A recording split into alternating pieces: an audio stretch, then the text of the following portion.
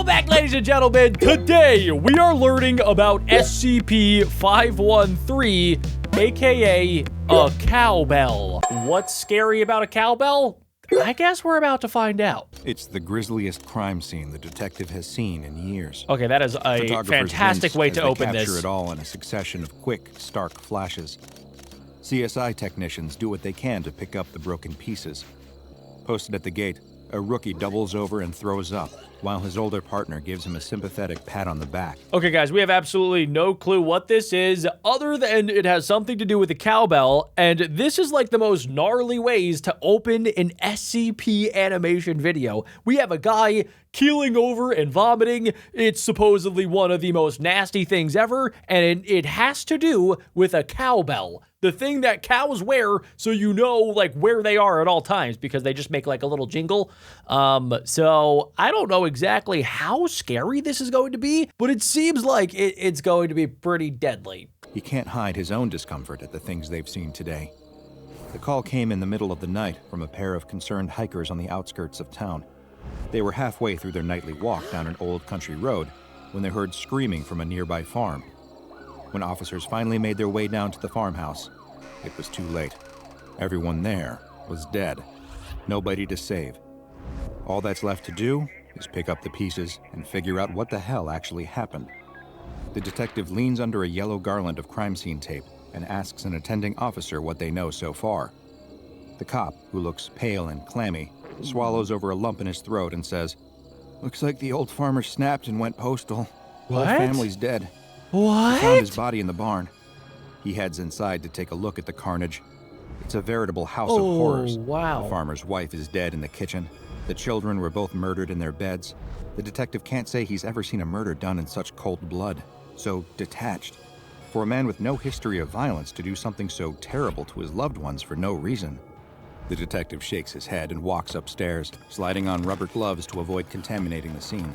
Okay, guys, so I like to make predictions in these SCP videos, and right off the bat, I'm thinking that obviously we know it has something to do with the cowbell, and they're on a farm, so you're going to assume that they probably have farm animals, like maybe some chickens, maybe some pigs, maybe some cows, and the cows probably wear cowbells, and I'm thinking maybe there's a particular cowbell that when you hear it, it infects your mind, and then you just go absolutely crazy.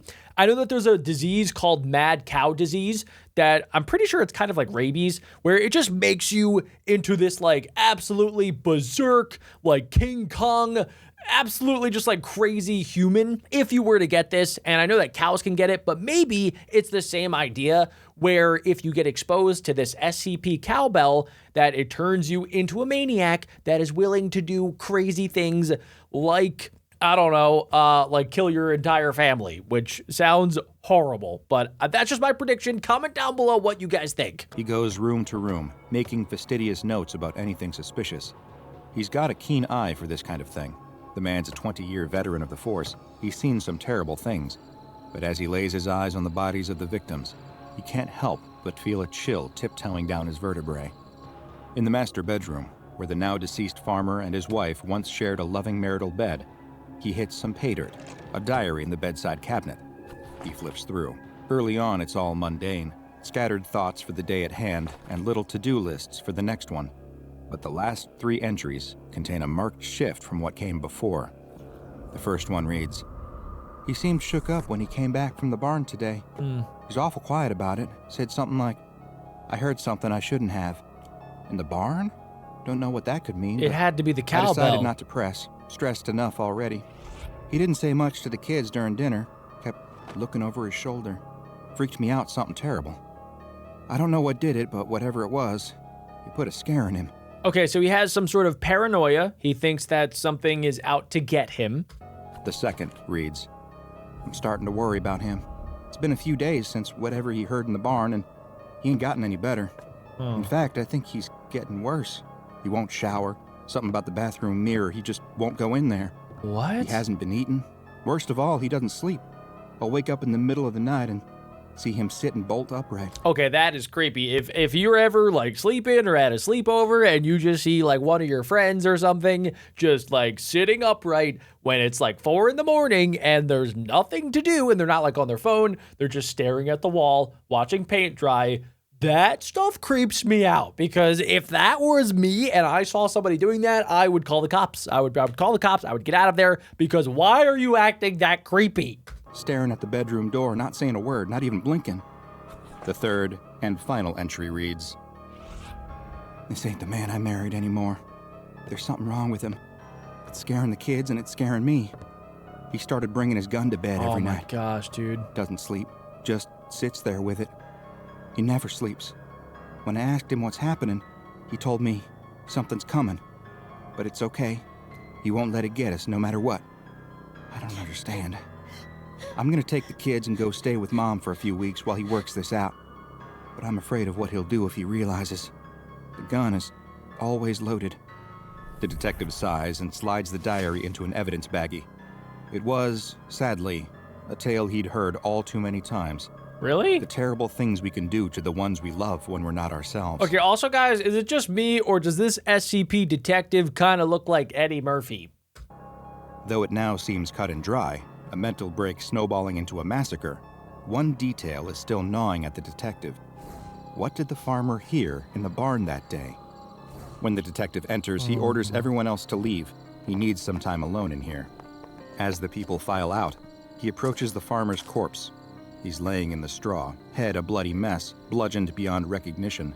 What? And yet, he's the one holding the blood-stained hammer. Wait a second, And so in his he other did hand, it to himself. He's clutching something even stranger. The cowbell. A rusty old cowbell. Of all the things to be holding in your last moments on Earth, the detective thinks as he reaches over. Something about the bell draws his eye. Why, after murdering his entire family, would a man head out into the barn and, presumably, try and fail to hammer a cowbell to pieces? As he picks up the bell, he runs his gloved fingers along the rust. Other than the wear and tear of age, the bell shows no signs of actual damage. It's such a strange, innocuous object. What's the significance?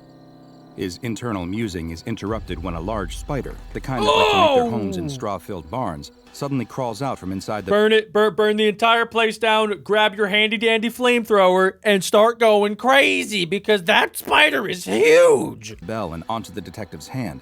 He drops the bell, an involuntary shock Oh reflex. no, he's going— It hits the ground he's with a gonna hear brassy it. gong. The sound lingers in the air for far longer than it should. Oh. It seems almost like it's getting louder. The detective feels his heartbeat speeding up, his breaths getting heavy and labored. The sound gets louder. It feels like someone is sitting on his chest. He falls to his knees, scratching at his swelling throat. His heart pounds. Is he having a heart attack? He claws at the dirt and straw beneath him, trying desperately to get a handle on things as the world around him seems to go dark. The toll of the cowbell gets louder and louder. Eventually, he's able to force out a scream, then collapses to the ground. It's always so weird with these SCP videos. Obviously, some of them are creatures like Shy Guy or the sculpture or the prototype, right? Where they're like these monsters that could be out of like a Halloween movie. But then there's SCPs like this, which is just a good old-fashioned looking cowbell that doesn't really seem to have like anything weird about it, except for the fact that if you hear it, it apparently kills you, which is really weird, and I have a good feeling there's a lot more to this than we currently know. When his eyes open, he's being carted away on a stretcher to a nearby ambulance, parked just outside the crime scene. When a paramedic asks him if he's okay, the only thing he can stutter out through his dry mouth is, "Don't touch the bell. Don't let anyone touch the bell." The doctor who treats him will later tell him there are no signs of any physical ailment. In all likelihood, the detective had experienced a severe anxiety attack. When the detective tells the doctor that he has no history of anxiety attacks and that this is far from the first violent crime scene he's encountered, the doctor purses his lips and knits his brow in concentration. "Very strange," the doctor says. "Perhaps just take it easy for the next few days. Work stress can sneak up on a person, especially in a career as high stakes as yours. It can sometimes manifest in rather strange ways."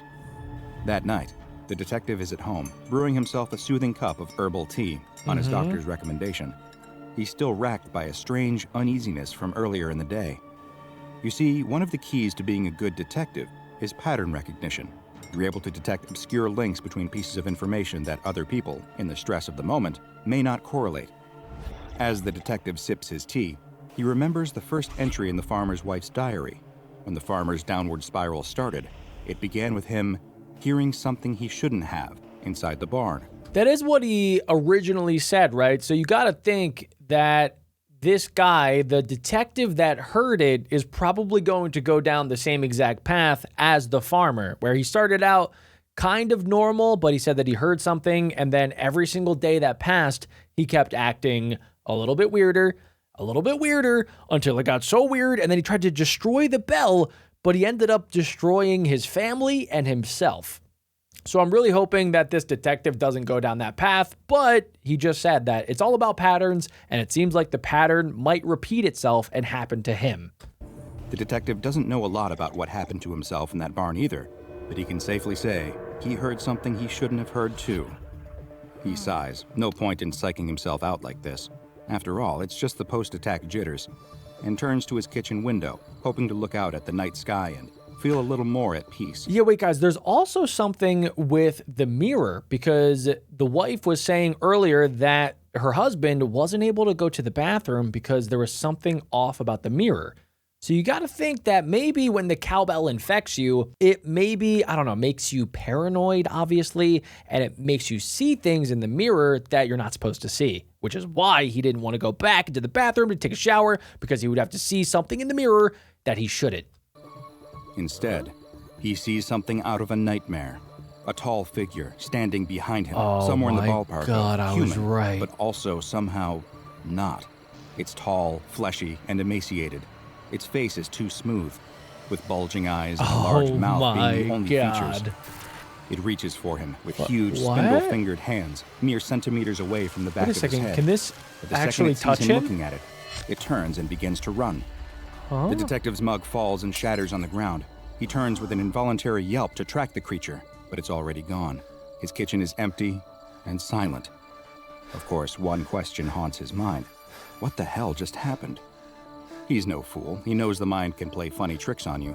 That was not a funny trick. Who hasn't seen something out of the corner of their eye that gave them a momentary... Okay, comment down below if you've ever seen something like that in your mirror. Right, before realizing that it was just a trick of the imagination. But this wasn't just a flicker playing on a paranoid mind. The detective would swear on his mother's life that he truly saw this thing. Some bizarre humanoid monster standing behind him in his reflection. He doesn't know which possibility scares him more, that there really was something behind him, or that he's starting to lose his mind. Either offered a number of frightening possibilities, but the detective does what he does best, applies logic to a situation. He'd spent the day around a particularly distressing crime scene, read something unnerving in the diary of one of the victims, and suffered a panic attack in the barn. All of this was just a suggestion implanted in his mind, connections being threaded where they shouldn't.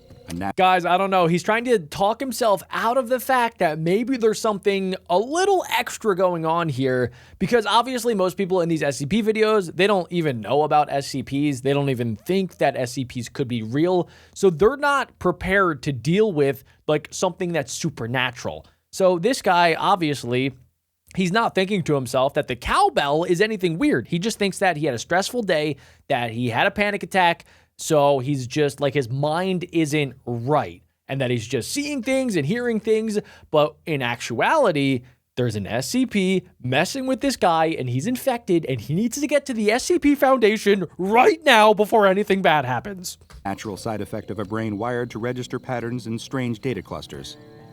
The detective does his best to remain calm for the rest of the evening. Fear is the mind killer. He's performing Panic mind only control. ever makes a situation worse.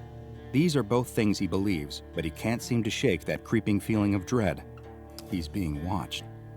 For the first time in his adult life, the detective decides he doesn't want to sleep in the dark. All those shapes in the blackness put him on edge. He thinks that a good night's sleep will probably have him right as rain by tomorrow morning. Everything passes eventually. As his mind drifts and his eyes begin to flutter closed, he starts to wonder if he always left that... Oh, wait a second, guys. I just realized this, that the husband from earlier, the farmer, wouldn't sleep. every single time that the wife would wake up, he would be wide awake with a gun. So it seems like whatever creature he just saw in the mirror earlier is actively going to hunt him. But it's kind of like the sculpture SCP, where as long as you look at it and as long as you see it, it can't attack you. But as soon as you close your eyes or as soon as you're looking away in the mirror, then it has the ability to get you. So I have a bad feeling this guy is about to have the worst sleep insomnia of his life, and he's not going to be able to sleep, which then just will make you crazier and crazier because you need sleep to survive. And if you don't get it, your mind is going to start playing even more tricks on you. Bathroom door open, or whether it started to open very slowly as soon as his head hit the pillow. Sure enough, he wakes up gasping. Long, cold fingers, my God! abnormally long, in fact, and cold as death, have what? closed around his throat. He's gasping in vain for breath as the hand clamps Are you tighter. serious? His eyes jolt open. This and is he all sees from a it again, cowbell? That tall, thin monster lingering over him, strangling him. What? His face is split into a wide, Oh my sadistic, gosh. tooth-bearing grin, or something so thin. Bro, what does he it's do? Impossibly strong. The detective can't move. He can't scream. He can't do anything. Oh, why not? But as he slips from sleep to true wakefulness, the monster is gone. It was a It wafts dream? out of the room with all the ease of a gust of wind. He sits up, heart pounding, lungs strained, skin slick with sweat. He's never been so afraid in his life. He's been calmer during the active shootouts of his beat days all those years ago. The thing that was strangling him, it looked exactly the same as the monster from the reflection. They weren't just similar. It was exactly the same thing. Is he being stalked? Then it dawns on him. Another fragment of information swimming in the mess of his consciousness. An article he'd read a couple years before about a phenomenon known as sleep paralysis. It's when people suddenly wake up during REM sleep. Their body remains paralyzed while their consciousness activates. Well, yeah, I've heard about this before, and I've also had it happen to me just one time, and trust me, guys, it is scary. And if you guys have had this happen to you, you know that when you wake up, you really can't move. It kind of just feels like your entire body is limp, and you're like, your brain isn't fully awake, so you can't move any of your body parts, which is really weird.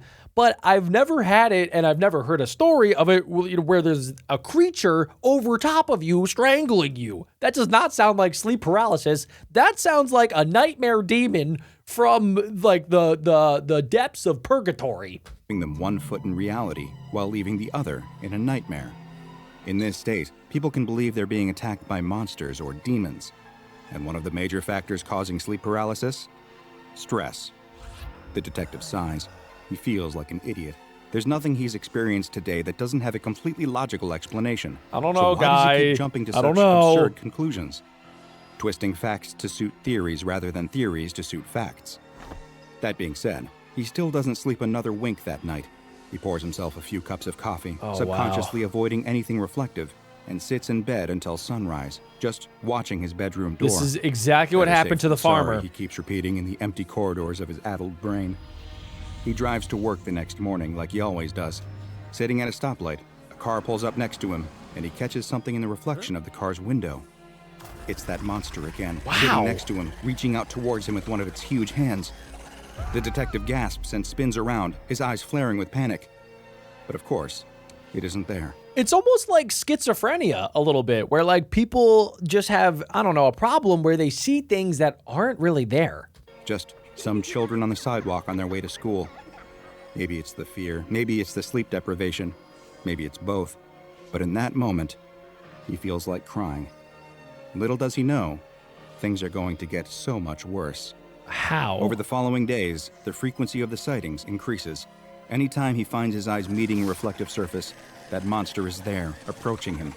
But of course, it runs away before he can ever look at it head on. It's not even like it's a good-looking monster or like, I don't know, something that's like kind of not that scary. That is like the scariest looking thing. It reminds me of like something straight out of Stranger Things, straight out of the Upside Down. Like that thing looks like it has no like human parts. It has like a head kind of, but it has like giant fingers and it's like all made up of like weird looking skin. And it just creeps me out. So maybe if it was something a little bit more friendly looking, then it wouldn't be as bad. But this thing is nightmare fuel.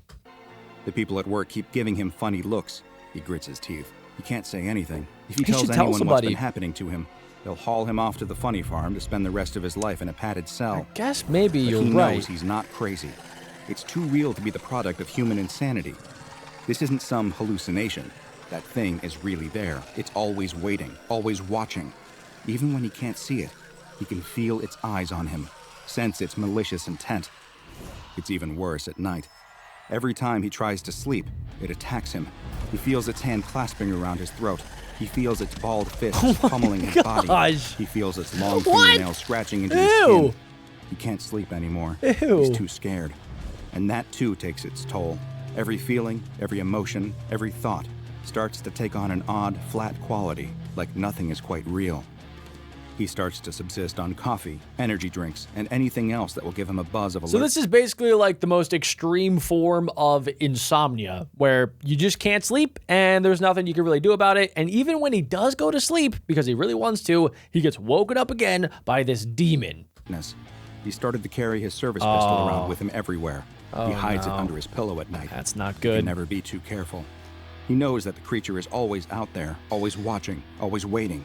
He knows on some level that it won't stop until it has taken everything from him. But can you even kill it? He's taking the subway to work again. He's messy, disoriented. His clothes stink. His bloodshot eyes are couched in unsightly bags. He shivers slightly, a nervous twitch. Put simply, he's not the man he used to be. He can't drive anymore. His nerves are too wrecked, and he has to take the bus to and from work. That's when he sees it. Not behind him this time, but on the other side of the street as he waits for his bus. It stands among the other pedestrians, all seemingly oblivious to its presence. But nobody else can see it. Smiles, mocking him. This time, the detective is ready. The detective won't have it. In a single fluid motion, he unholsters his pistol and begins firing at the creature. Oh my God. The street erupts into screams as people scatter to avoid the frantic volley of gunshots. But the creature doesn't move. Wow. It just keeps grinning as the detective fires, the rage and sleep deprivation throwing off his aim. Oh my God, dude. He hears the sound of the bell again, its toll rising. It's deafening. He needs to kill it. He needs to get closer.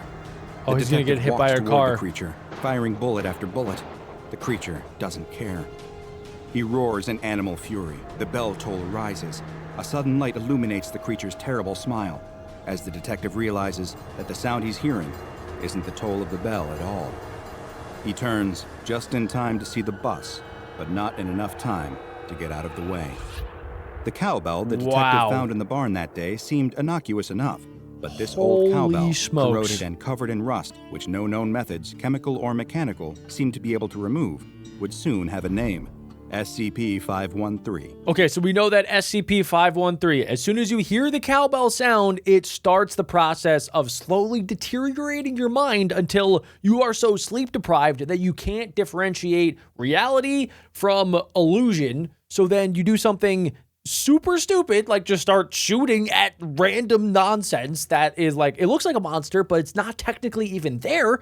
And then he didn't even realize that he was walking out into traffic, and then boom, he got squished. So I guess this SCP, honestly, is one of the more scary ones that we've seen. It was discovered by an SCP Foundation agent during Containment Reestablished Procedure Mu at a classified containment site, where its interior was covered in duct tape to prevent it from properly making a sound. There was also a paper note attached reading, "You've seen it, now he can hear you. You've touched it, now he can see you. Never ring it. If you hear it, he can touch you." And this is a warning worth heeding, because ringing SCP-513 invariably results in death. The question is just how much mental and physical anguish it puts its victim through before that endpoint. When the bell is first rung, anyone within earshot will begin to experience extreme anxiety, including physical symptoms such as heightened heart rate and raised blood pressure. They will also report feelings of dread and may claim that they can feel themselves being watched. Within about an hour, this worry is confirmed. SCP-513-1 is the less than charming creature hounding the unfortunate bell ringer, and will begin to stalk the affected individuals. It will appear to approach individuals from behind, but quickly disappear if ever the subject attempts direct visual contact. It will also stage non-lethal physical attacks on its victims during their sleep in order to induce greater levels of psychological terror, though it disappears quickly upon waking. The stalking threat will only elevate over time, leading to increased psychological disarray for the victim. SCP-513-1 will eventually induce paranoia, aggression, hypervigilance, and depression, ending in a distressing and violent death.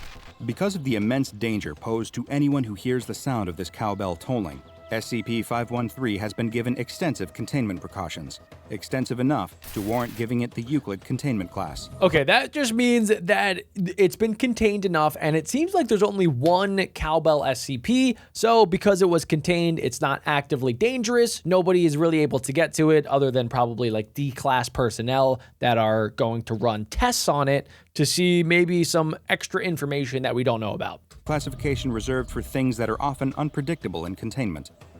SCP-513 is suspended in a 1 cubic meter block of gelatin. Good. Contained within a soundproofed, climate-controlled cell. Okay, the that is gelatin is fantastic. inspected daily for any degradation or loss of integrity.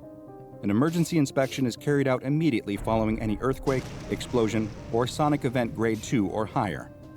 Personnel performing the inspection wear earplugs and active noise-canceling earmuffs at all times while inside SCP-513's cell to avoid any kind of accidental exposure. I wonder why they would even have to go in there. Like, if it's in gelatin in a sealed room, like, just leave it in there. Just lock the door, throw away the key, and then just don't ever let anybody go near this thing. And then bada bing, bada boom, you don't have to worry about it. If the gelatin cube shows any signs of degradation, such as rips, tears, splits, liquefaction, or mold, SCP-513 will be immediately removed and suspended within a replacement cube by a team of surgically deafened Class D personnel. No other personnel are to enter the cell during this procedure. Any sentient beings exposed to SCP-513 are to be monitored by at least 2 security personnel at all times. Under absolutely no circumstances may exposure victims be administered sedatives or allowed to fall unconscious. Any victim who does fall unconscious is to be terminated immediately. What? Class D personnel are to be terminated at the first sign of mental degradation. All other exposure victims may be terminated at their request. If possible, SCP-513-1 is to be apprehended on site, but sadly, How? the Foundation hasn't managed to get their hands on this unpleasant creature yet. How would you? It can, Be like, careful teleport. ringing any mysterious old bells you find, or else he might just get his hands on you. Now go and watch another. All right, thank you so much, Dr. Bob, and thank you guys for watching. Hopefully you learned a little bit more about the Cowbell SCP, and if you guys did and want to see more, make sure you guys smash like and click right here to learn more about SCPs.